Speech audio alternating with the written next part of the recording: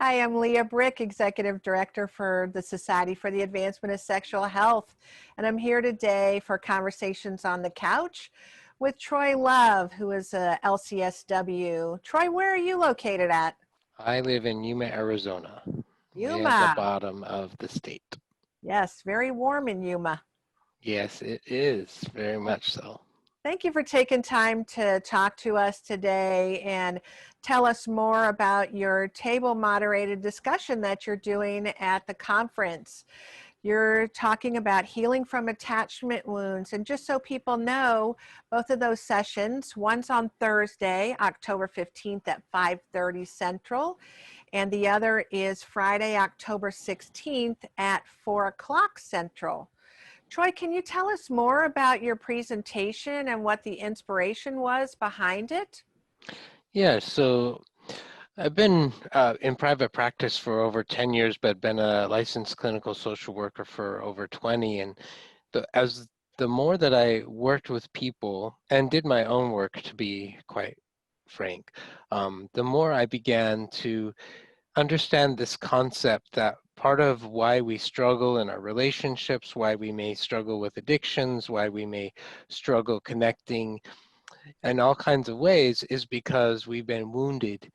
Uh, we are wired as individuals to be connected neurologically, biologically, spiritually, in all kinds of different ways. And when something happens that breaks or severs or damages one of those connections, that can cause us lasting pain for a very long time. And so as I started to contemplate that and try to figure out how how would I help somebody understand that, I put names to the different attachment wounds, and I came up with 6 of them. There's loss, rejection, neglect, abandonment, and betrayal and abuse. And when we have those wounds, those trauma experiences oftentimes happening when we're children, what tends to happen is it actually rewires the way that we experience the world and then can have an impact in how we then move forward. And so I came up with that to put words to what was going on with us so that we can then start to figure out how we can heal those wounds, how we can do wound care and find peace in our lives. I would imagine that those wounds can also be or occur in adulthood as well. So we may have the wounds from childhood, but have different wounds in our adult life. Absolutely.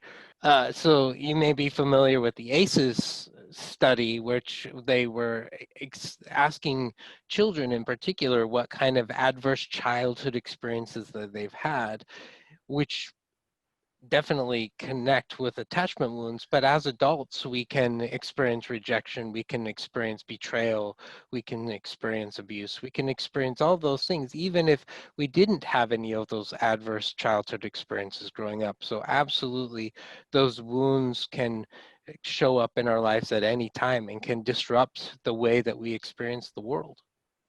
Why do you think this topic is so important to sexual health? Why do people care about attachment as it relates to sexual health? So a lot of the work that I do is working with individuals who struggle with compulsive sexual behavior.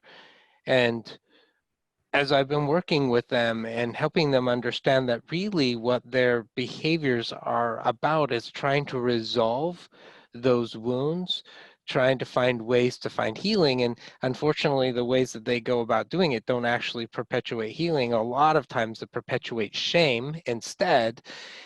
Being able to start to talk about that and figuring out how can we have discussions, how can we experience healing, particularly in our sexual connections, so that we don't have shame that shows up. I can show up fully, wholeheartedly with the people that I love, and vice versa, and we can build a connection that is stronger and healthier than that.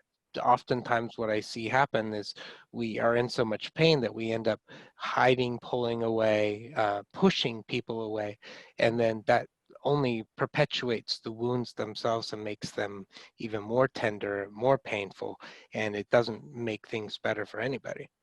Sure, that makes a lot of sense. And if we're geared for sexual connection and sexual health, and we're sort of walking through that minefield, we really need to heal from that so that we can have that connection with each other, especially as it relates to our sexual lives.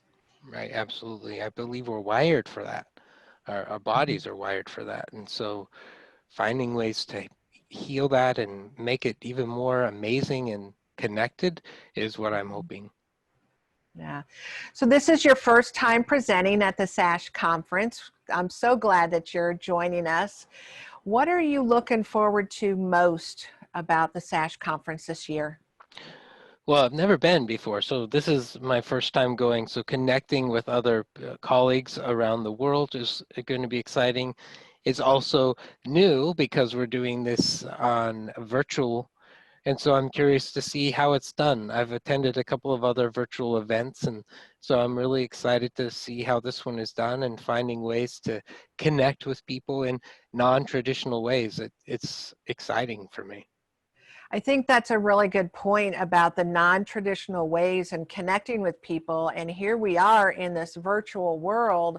What are some of the benefits that you found of being in this virtual world now? And I'm sure you're online a lot, just like other people. What's been good for you in this process? One of the things that has really stood out, there's a couple of things, but one from an environmental perspective, there's not very much of a carbon footprint. Hmm. And so you think about going to conventions and all the flights and all the amount of carbon footprint that we create to do that. And now this time there's hardly any. So for the planet, that's amazing. But what I've also discovered is that it's really forced us to become creative. For so many years we did things the way that we've done them because that's just how we've done them. But as the epidemic happened and other situations have happened throughout the world, it's really forced us to take a look at, are there other ways to be able to connect with each other? Are there other ways to disseminate information and help each other learn and grow besides what we did before? And so I think it's really forced us to take a look at some creative ways to do things differently. And that I think is going to have a lasting positive effect as we move forward because it's really challenged the status quo. I would agree with you. I mean, think about how many times maybe we picked up the phone or emailed, and now with Zoom, I'm sure there are lots of organizations and businesses out there that are very used to video conferencing, and certainly coaches that do video conferencing. It's not new for them, but for those of us that it is a new world for, it is a great way for us to connect, for us to actually see each other as opposed to just hearing our voices on the phone. So we are creating some level of connection where we might be more connection starved, at least from a touch perspective. This fills a little bit of that gap. Wouldn't you agree? I would agree. And definitely the physical connection is, I think, important, but I've at the beginning of it, a lot of my clients didn't want to do Zoom. They felt a little uncomfortable doing it, but as things didn't get any better any sooner, they started to do it on Zoom and they found that there was benefits. We were still being able to tackle and cover and handle a lot of the things that they had needed to do before. Mhm. And that was a really great mind shift, I think, a mindset change for us to be able to figure out, yeah, there are still ways to be able to get needs met and um, life's changing just through this new world. Right, through this new platform that we're in. So that being said, we are on Zoom a lot. You know, I am, you have to be as well doing your sessions. What are you doing to find peace and bring balance to a day full of sitting in front of your screen and connecting in that way? You talked about the carbon footprint and getting outside and it being good for the environment, you know, with us doing more virtually, but what are you doing to find some balance? So I have a concept called dailies, things that I try to do every day for my own be self-care, and one of those is going for a walk every day. Walking my dogs, they need it, but for me, being able to go in the morning as the sun is starting to rise and just being there and experiencing the world and reflecting on what my day might be like is helpful. Being able to come home to loved ones who are there and being able to eat dinner with them and get hugs and those kind of things are also really important for me to be able to do. And then to reach out to friends, talking to them, whether it's on the phone, which is still virtual, I guess, but it's another way of self-care, of Sure. just letting, not having to be the social worker, but just being able to be me and just talking about how I'm doing, how they're doing has also been very helpful. Yeah, I think that as we go back to our in-person environment, it's going to be really important for us to remember about the balance that we had to find in the virtual world and bring that forward and be able to maintain some of those things like you're talking about the walks. And I've noticed I work I have a window that's right here, and I've noticed that there are fewer people walking Hmm. past these days. And so, and my assumption is, of course, that there are more people getting back in. So I want to thank you for spending time with us today for Conversations from the Couch, and just talking about your presentation and why healing from attachment wounds is so important. And again, thank you for being a part of our conference. We really appreciate you spending time with us and coming for the first time. And I hope this will not be the last.